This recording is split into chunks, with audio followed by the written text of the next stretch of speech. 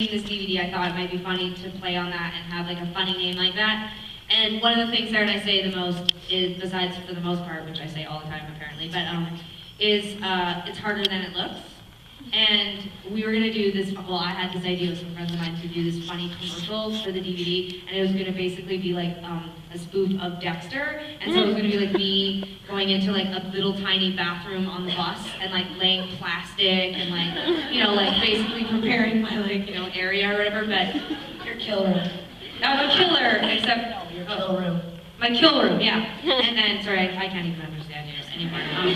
My kill room, and then I was gonna basically, like, the next shot is like me going into the bathroom, but then like when I walk out, it's like the entire bathroom is covered in blood. It's like harder than it looks. Because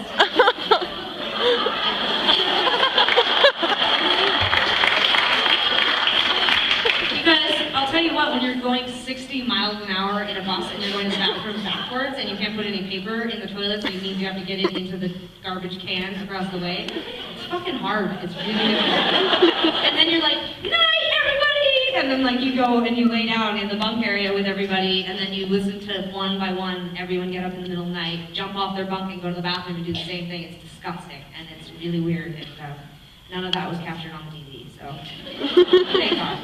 New question. On the Con DVD, why do you keep referring to like O1H as SOS? Like, what made you change the name of the song? Great question. For Sarah. Well, honestly, SOS became sort of like the name that made sense compared to like O like H, but I thought like O like H was a better name. I mean, I don't know, that's a tough question. I'm like, how the fuck do you even know that or care or whatever? It was like, we were sitting, the background part was SOS. And I think Tegan actually used to always call it SOS, and probably that would be a more appropriate name. But I like to be difficult. I like to be difficult, so I was like, oh, this is more weird and hard to remember.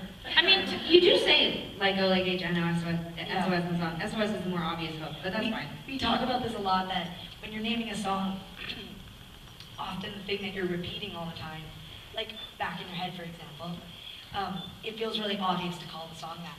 But there are times where I feel stubborn, like I don't want to do it like that, and I'll pick something more, you know, like I'll pick something that's more like a broader topic that is covered in the song, and I'll pick that name, or I'll pick something thematically that goes with the song, and then people are just like, I can't remember what the name of that song is.